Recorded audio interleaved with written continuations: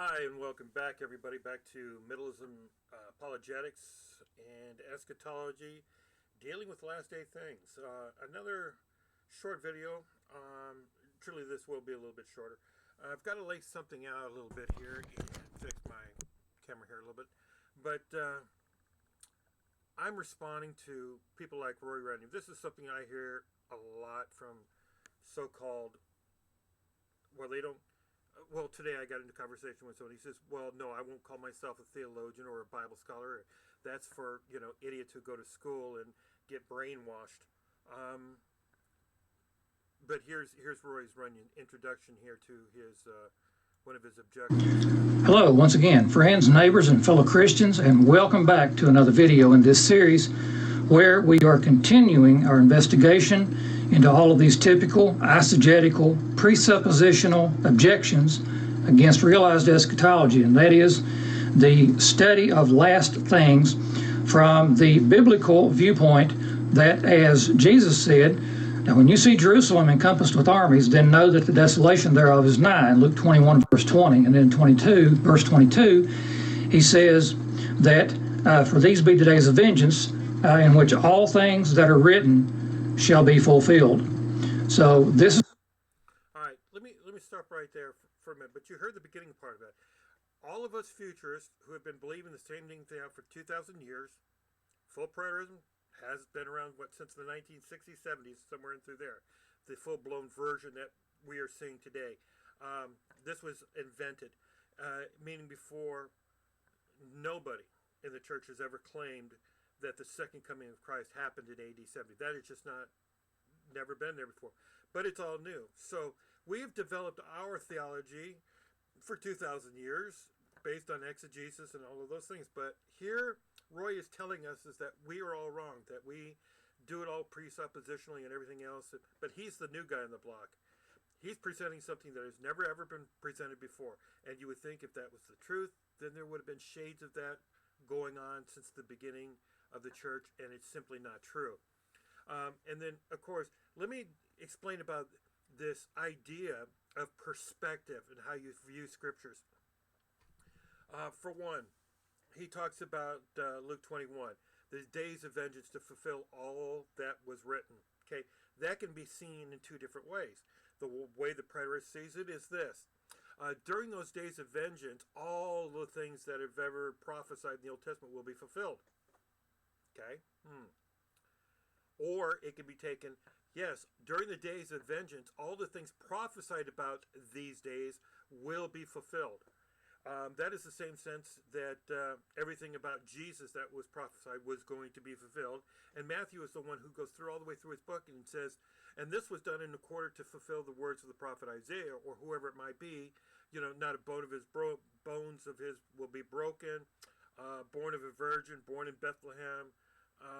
All of those prophecies were completely fulfilled. So Christ fulfilled every prophecy concerning himself. And so that is all we've ever argued about and said. But you say you claim that you do your thing on exegesis and everything else. Let me show you something here real quick. This shouldn't be hard for me to pull up. To fulfill all things that were prophesied. Okay, let's look at I want to look at Luke, the last chapter.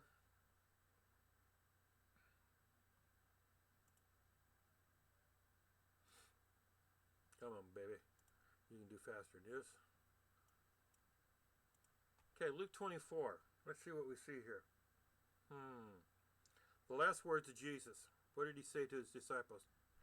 Then he said to them, "These are my words that I spoke to you while I was still with you, that everything written about me in the law of Moses and the prophets and the Psalms must be fulfilled."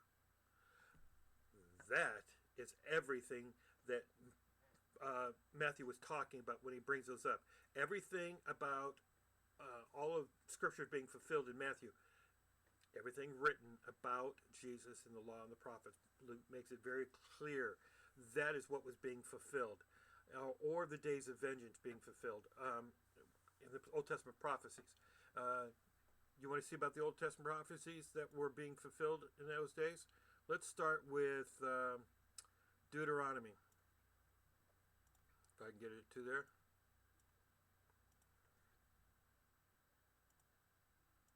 Deuteronomy 28.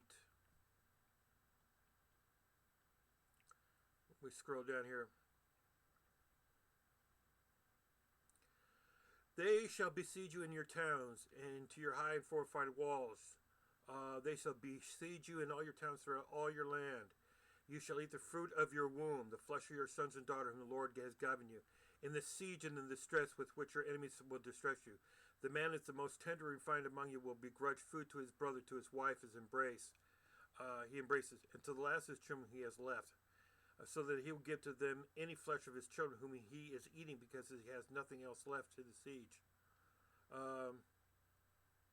The Lord will bring a nation against you from far away, from the end of the earth, swooping down like an eagle. What was the emblem of the Romans? Yeah, an eagle. A nation whose language you do not understand, Latin. A hard-faced nation who shall not respect the old or show mercy to the young. Who was it that killed all the babies? Was that Herod in Bethlehem because of? Okay. It shall eat the offspring of your cattle and the fruit of your ground until you are destroyed. And it shall not leave you grain, wine, or oil, and the crease of your herds, their young flock, they have caused you to perish. Okay, this is a prophecy concerning those days of the siege of AD 70. All of these prophecies were fulfilled. Now, does that mean this is about talking about the coming of the Son of Man? I want to point out something here in 24:30. Let's look at this real quick. Now, this is the passage everybody says, yes, see, Son of Man coming on clouds of heaven with power and great glory. That's the second coming. Oh, wow. See, it says that he has come in that generation. All right. The Son of Man coming on clouds with heaven and power. Where is Jesus quoting that from? Where does that thing? Does it come from an Old Testament passage? Yeah. Let's look at the commentaries. These are people who, wrote about those things.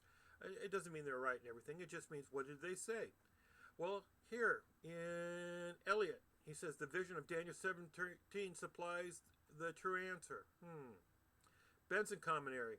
The sign they were led to expect, because Daniel said prophetic of the Son of Man in Daniel 7:13, that he saw him coming on the clouds of heaven, and there was given him dominion and glory and a kingdom. Let's see, who else does that? Who brings that up? I think there's a couple other ones in here. Jameson, I don't know, Gills. Geneva Bible Study. All kinds of commentaries. Let me go back up on the other side here. This is the Myers New Testament. There it is. The Messiah, the Son of Man, Daniel 17, it to proceed. There he's quoting it, and he's saying it's coming from there. The Expositors. Daniel 7:13. Let's see, anybody else? So they say, you see the Son of Man coming in a cloud. Okay, so most scholars here listed it and put it in there, but I find it from Preterist, they accept the fact that it is referring back to Daniel 7:13. Okay, so let's see if we can find that real quick. Let's look at that. Daniel. Now this is called a form of exegesis. Do you realize that? This is not eisegesis. I'm not talking. I'm strictly going to the scriptures. So that is the goal here, and to show you why Roy Runyon's thing there is a complete fallacy. Okay, Daniel 7:13. The Son of Man, I saw in the night visions. Behold, with the clouds of heaven there came one like a Son of Man. And he came to the Ancient of Days and was presented before him. So here's a picture of the Son of Man. He comes to the Ancient of Days and was presented before him. All right. So when was Jesus presented before? Uh, I won't go there. Uh, yeah, I will. Yeah, I'll do it. I'm trying not to be too broken up here when I do this. But Acts chapter 2. He sat down at the right hand of the Father after he ascended, did he not? Um,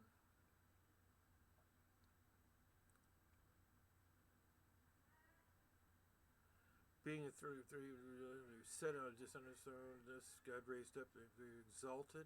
Being therefore exalted at the right hand of God, and having received from the Father the promise of the Holy Spirit, he has poured out this, and yourselves are seeing it here. For David did not ascend into heaven, but he himself says what? Yep. Um,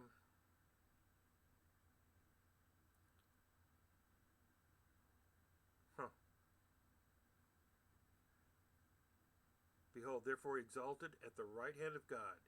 So he's been exalted to the right hand of God. That's in his going up. There was another passage there when Peter speaks. Right here. Repent therefore, turn your back. Time of refreshing comes, the presence of the Lord, that he may send the Christ appointed for you. That he may send the Christ appointed for you. Jesus, whom heaven must receive until the time for restoring all things, about which God has spoken by the mouth of his prophets long ago. So he's at the right hand, folks. And this is what this passage is about. What happened when he ascended to the right hand? He was what? He was given the dominion, the glory, and the kingdom to all people, nations, and everything else. So he's the king of the kingdom. And he has the right to send judgment. And that's what happened in 70 AD. Because he ascended after his death and resurrection, he sent judgment. Where is that passage at that talks about him ascending into his right hand, the Son of Man coming on clouds? See, Son of Man is his designation for him. The coming on the clouds, then, is not about him coming down. What? Coming with the clouds of heaven, he come to the Ancient of Days. So let's talk about him going up. So anytime you see Son of Man coming on clouds in similar language, he is talking about his ascension. Even preterist scholars agree with that. And let's look at one other passage here for you. Matthew 26.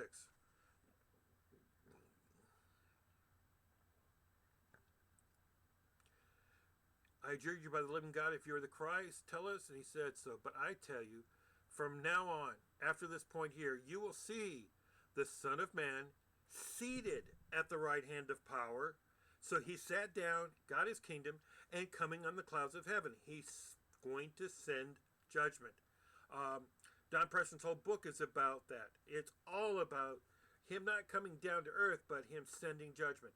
That's what the usage of the parousia is all about in Matthew in the first couple of verses when he said, and the sign of your coming, the sign of your coming of judgment, because what was happening? Jerusalem was going to be destroyed. So that's what it's all about. This is not a promise of a second coming as used in terminology in the book of Hebrews and in the New Testament, or from Acts 1 where he says, this Jesus will come. That's where we get the idea of a terminology of a second coming where Jesus is in heaven and comes back.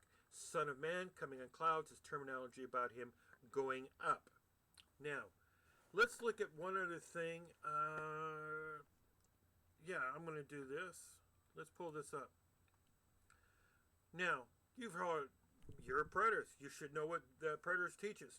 Here's N.T. Wright, and he's talking on some of these subjects. The idea of a human Jesus now being in heaven, is thoroughly embodied risen state, comes as a shock to many people. Having been dying, he quit being a man. It's all spiritual. The ascension invites us to rethink all this. After all, why do we suppose we knew what heaven was? Change, but also not only some ultimate future, but in the present. So he's talking about him, and he makes the shocking claim here, that Jesus is in heaven in bodily form. That's his claim. Scanning down there, this is Surprised by Hope by N.T. Wright, considered one of the most foremost theologians and scholars of our day. And let's look what else that he says. Boom, got to find it here. And keep going down. I'll get to where he talks about it.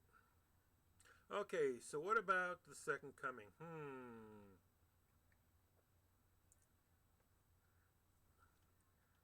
Let's see. He talks about Left Behind and all that, and our obsession over here in America. Of course, he lives in England. And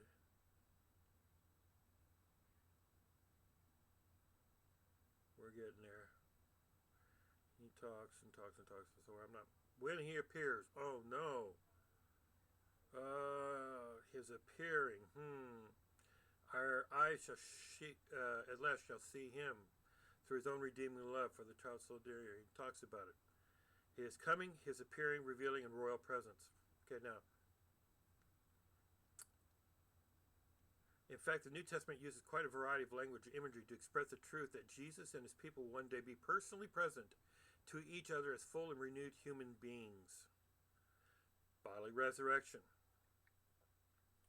So, the first thing to get clear is that despite widespread opinion to contrary, during his earthly ministry, Jesus said nothing about his return. I have argued that position at length and detailed in various books. And so let me say two things. First, when Jesus speaks of the Son of Man coming on the clouds, he is not talking about second coming, but in line with Daniel 7 text, he is quoting about his vindication after suffering. The coming is an upward, not a downward movement. In context, the key text means that though Jesus is going to his death, he will be vindicated by events that will take place afterwards.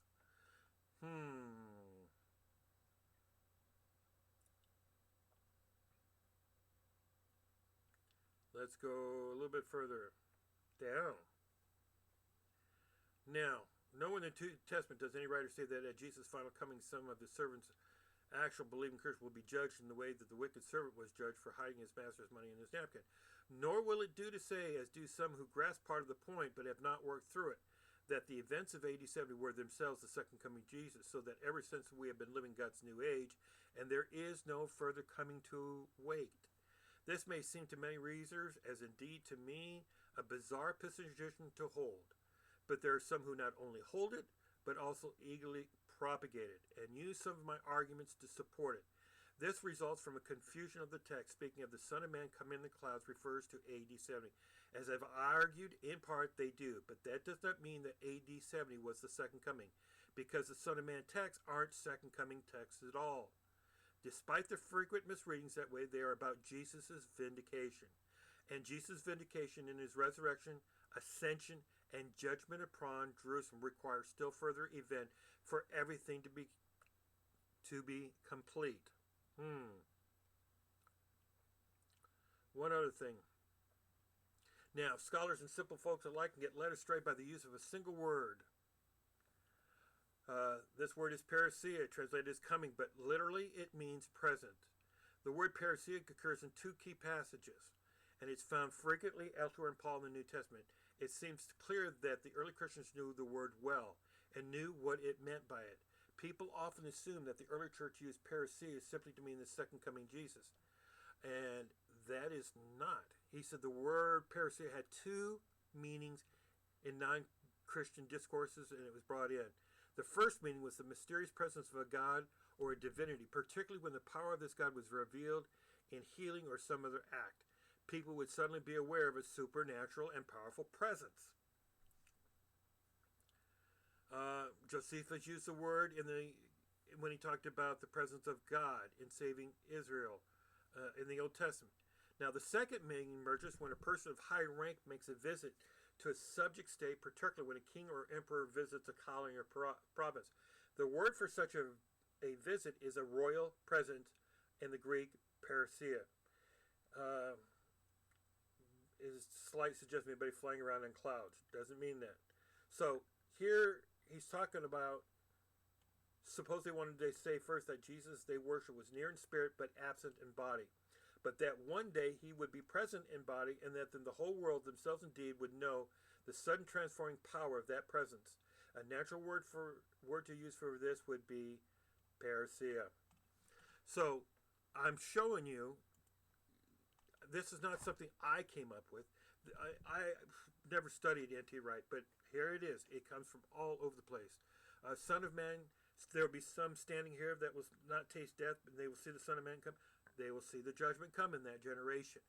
People, preterists will not get through that thick head, and then they claim about us not doing eisegesis, or doing eisegesis instead of exegesis. And they're just simply not the case. It's not. And people need to rethink that. All right. Like I said, brief, short, to the point. See you guys on the flip side. Oh, excuse me. And we will talk to you later.